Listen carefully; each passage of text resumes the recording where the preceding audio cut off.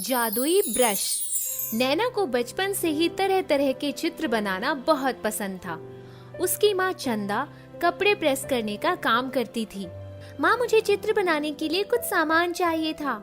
नैना, school का खर्च तो निकलता नहीं, सामान कहाँ से लाऊं? तेरा भाई मुन्ना भी तो कब से फुटबॉल खरीदने की जिद कर रहा है। माँ, हम इतने गरीब क्यों हैं? अपने अपने कर्मों का फल है बेटी। सारे दिन प्रेस करते करते पैर सूज जाते हैं, पर मैं पीछे नहीं हटती कि बच्चों को भरपेट भोजन करवा सकूं। क्या माँ, तुमसे कुछ कहना ही बेकार है। मैं सोच रही हूँ मैं भी बच्चों को पढ़ाना शुरू कर दूं। नैना, अपनी पढ़ाई पर ध्यान दो। अगले साल बोर्ड की परीक्षा दे देना, फिर इस बारे में सोचेंगे। नैना घर से निकलकर नदी के पास जाती है। वहाँ एक पेड़ के नीचे बैठकर पता नहीं हमारी किस्मत कब बदलेगी। तभी पेड़ पर बैठी चिड़िया आपस में लड़ने लगी और एक सुनहरी चिड़िया आकर उसके सामने गिर पड़ी। उफ, कितनी बेरहमी से चोट मारी है। उसने सुनहरी चिड़िया को उठाकर अपनी हथेली पर रख लिया और नदी से पानी लेकर उसको पिला दिया। सुनहरी चिड़िया ने आंखें खोली। तुमने मुझे बचा लिया, वरना मैं मर जाती। बोलो, तुमको क्या चाहिए? मुझे चित्र बनाने का सामान चाहिए। मैं माँ से जब भी मांगती हूँ, माँ हमेशा अपनी मजबूरी बता देती है। बस इतनी सी बात, जाओ, तुम्हारे पास चित्र बनाने का बहुत सारा सामान पहुँच जाएगा। तुम मेरे साथ चलो, मेरे आंगन में घना पेड़ है, तुम उस पर रह सकती हो। मैं तो उड़ने वाला परिंदा हूँ, उड़ते उड़ते किसी भी दिन तुम्हारे घर पर आऊंगी। आज तुम जाओ।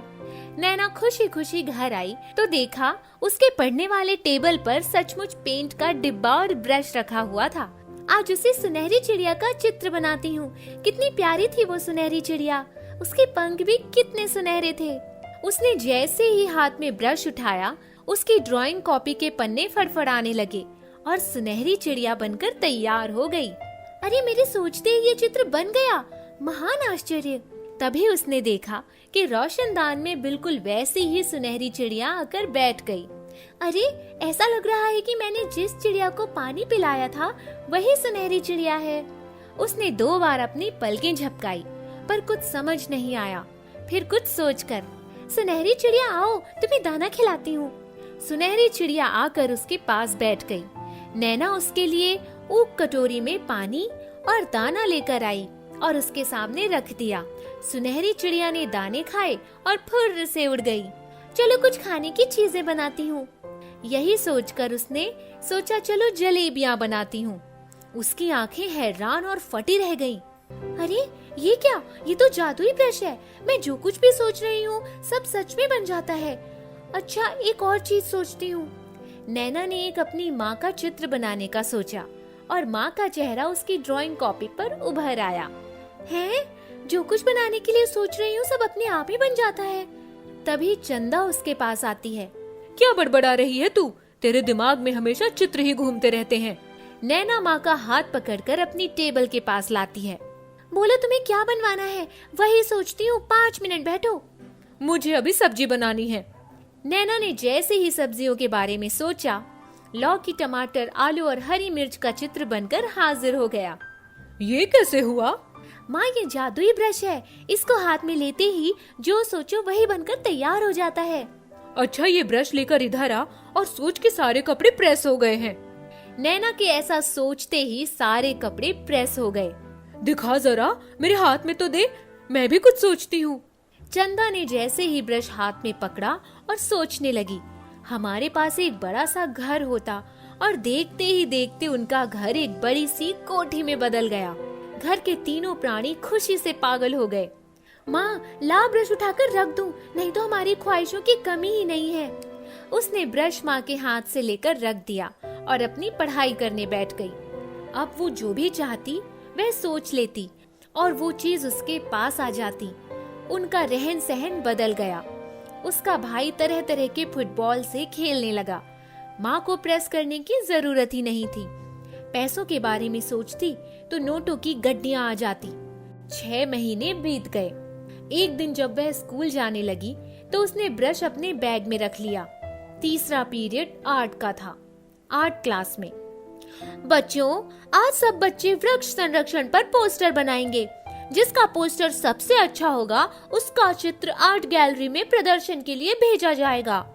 नैना ने बड़ी खुशी से अपना पोस्टर बनाने के लिए ब्रश हाथ में उठाया ही था कि पल भर में पोस्टर तैयार हो गया।